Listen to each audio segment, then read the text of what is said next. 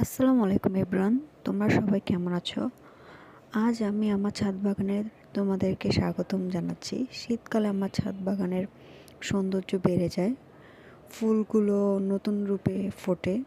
শীতকালে তোমাদের ছাদ বাগানে কী কী ফুল ফোটে বা তোমরা কী কী ফুল লাগিয়ে থাকো আমাকে জানাতে পারো। এছাড়াও আমার ছাদ বাগানের কোন কোন ফুল, সবজি বা আমার পাখি তোমাদের ভালো লাগে তোমরা আমাকে জানাতে পারো।